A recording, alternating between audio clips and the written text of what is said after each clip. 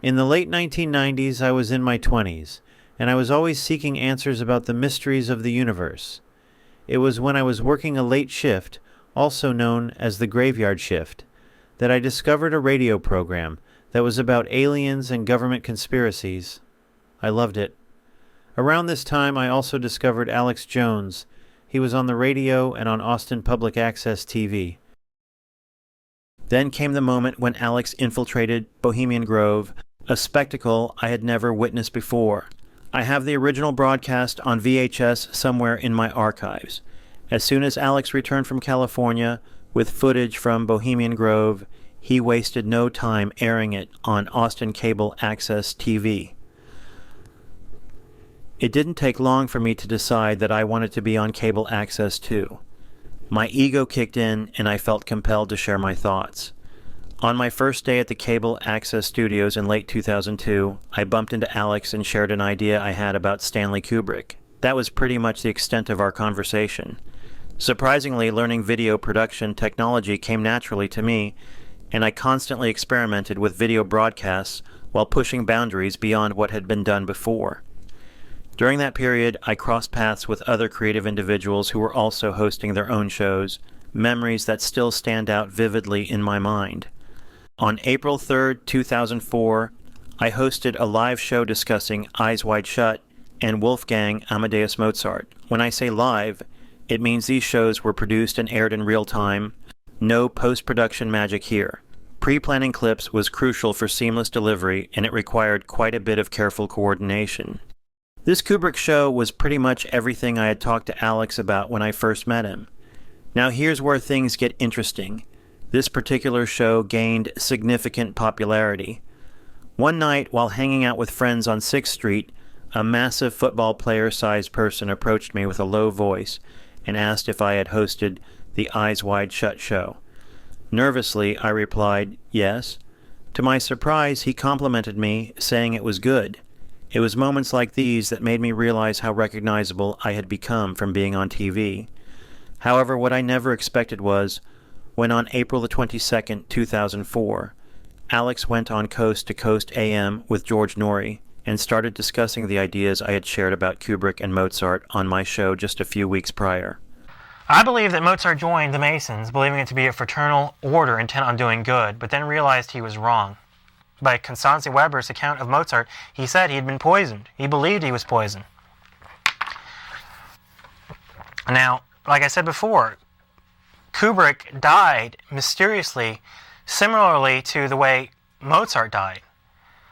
The same year for revealing secret works.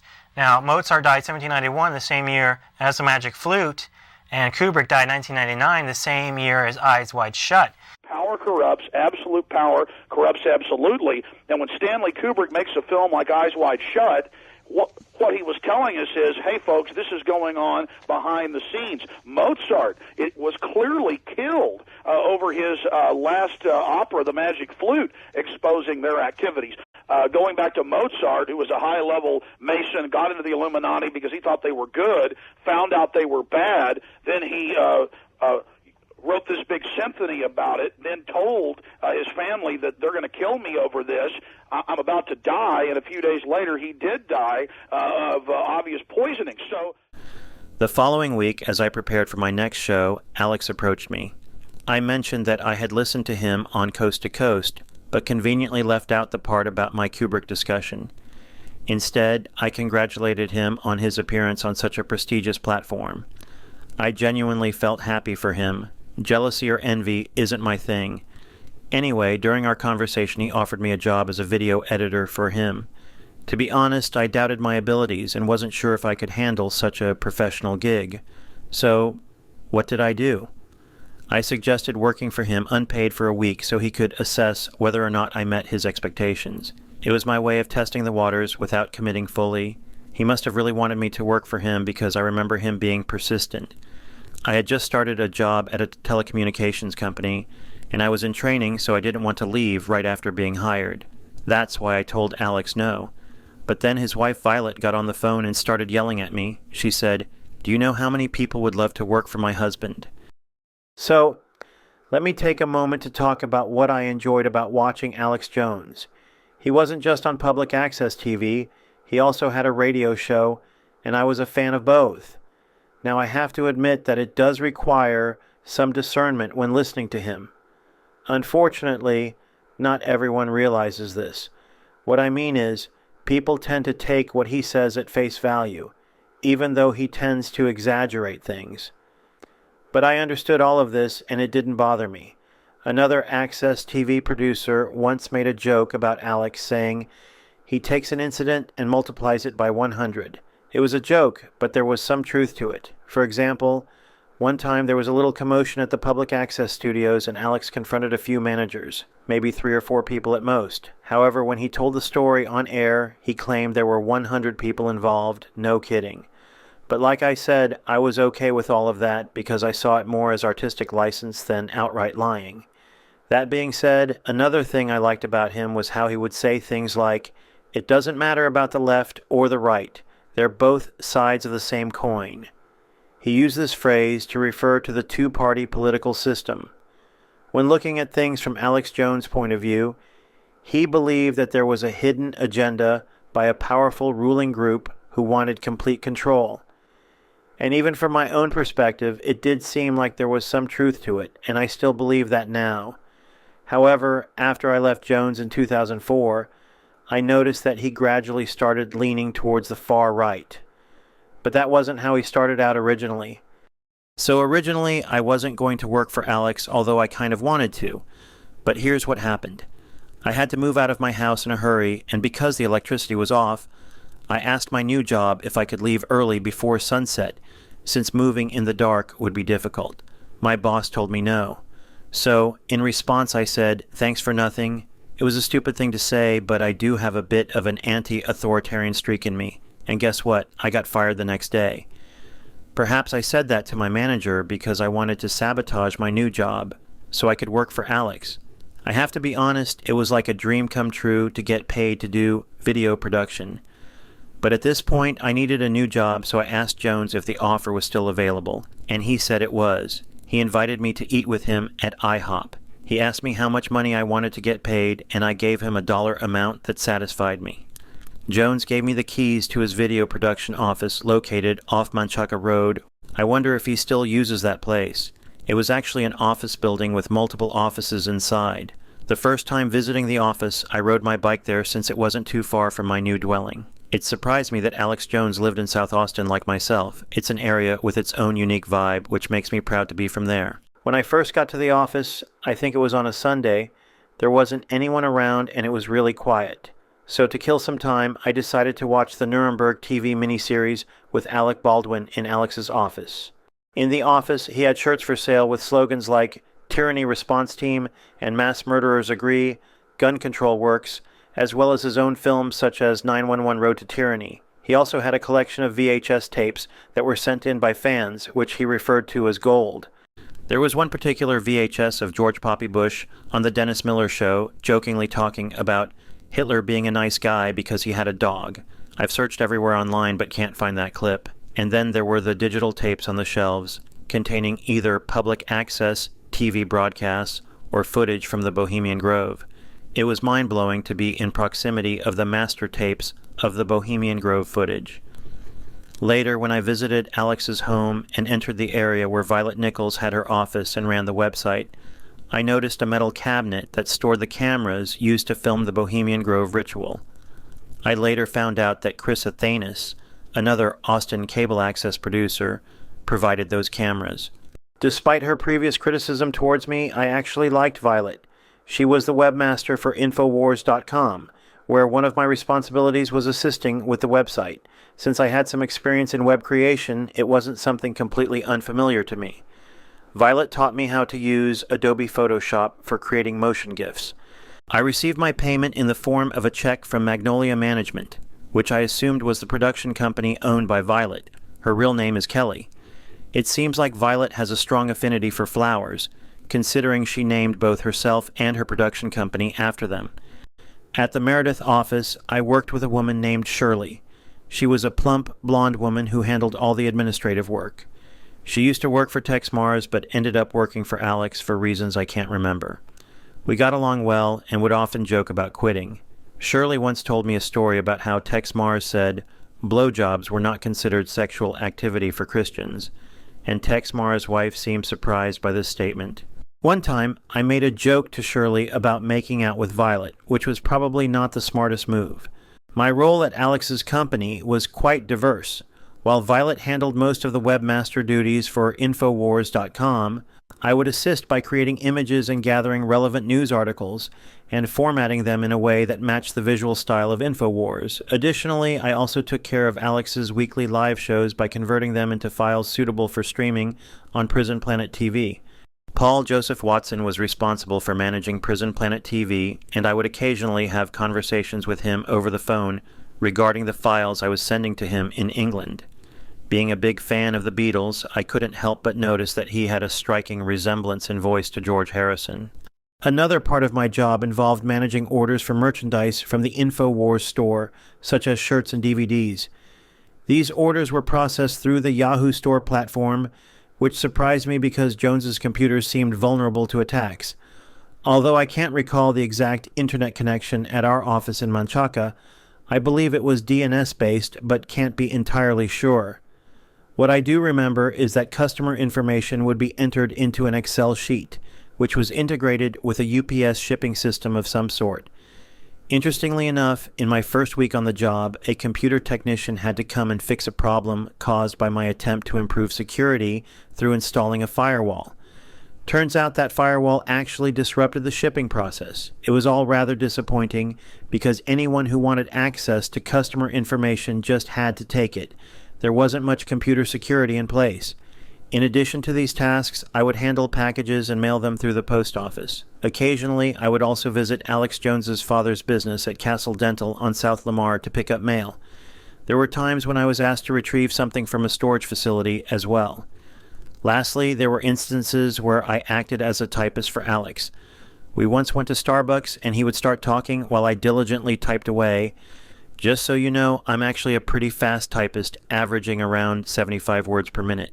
I remember one time a TV crew from England wanted to interview Alex, so we headed to the Access studios. While he was in the studio, I was at the controls. While there, I was talking to this British girl about films, and I recommended she watch Fast Times at Ridgemont High, which she had never heard of. During my time there, I was introduced to Bill Heyman, an old friend of the Jones family. He drove a Jeep Liberty, and he gave me an uneasy feeling. He was an older man with white hair who I was told was gay. However, it's important to note that this information wasn't viewed negatively in any way. This guy was really close to the family. I mention him because Jones sometimes talks negatively about homosexuality. Once, I accidentally locked myself out of our office, but this guy who had an adjacent office knew a trick to open it like a burglar. I didn't tell Jones that his neighbor knew how to break into the office, although I'm sure he would have known.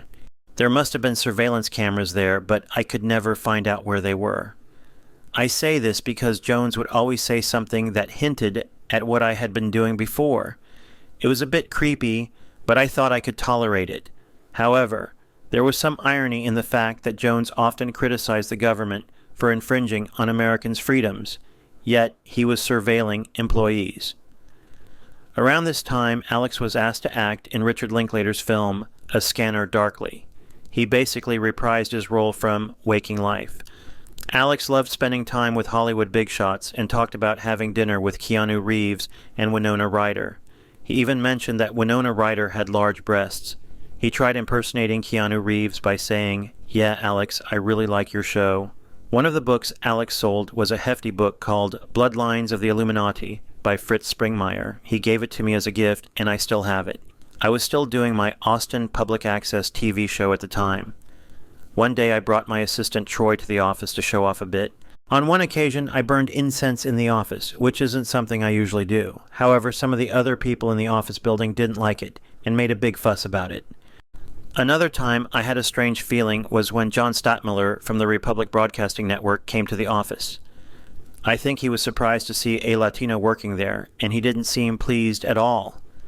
Not long after this, a strange person called on the phone and said multiple times they would rather hire a black man than hire a Mexican. If they were trying to provoke me, it didn't work, but of course I still remember it. In terms of my political inclinations, I suppose they lean more towards the left. However, on other matters, I lean towards the right. For example, I used to be a big fan of Michael Moore, Che Guevara, and Malcolm X. I even aired documentaries on public access TV that aired frequently, which were specifically about Che, Malcolm X, and a compilation of segments from Michael Moore's TV Nation, which Alex must have known about. It always impressed me that he hired someone who was Latino. My family and I were treated very well by Alex. I even had the chance to meet his parents at Rex's, their son's birthday party. As I was getting out of my car, I noticed Kevin Booth looked surprised to see me.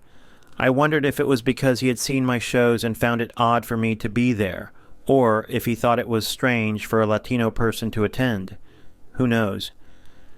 One thing I didn't mention earlier was that one reason I initially didn't want to work for Alex was because I witnessed him having a heated argument on air with his show assistant, Mike Hansen. They had infiltrated the Bohemian Grove together. The Austin Cable Access Studios had 2 studios, the main one and a smaller one called the Mini. Both Alex and I hosted our shows in the Mini studio, which was perfect for a small crew or even a one-person show. We had assistants who helped with editing and sound while we were in front of the camera. One time, Alex got upset and started yelling at Mike because he could hear him talking to someone.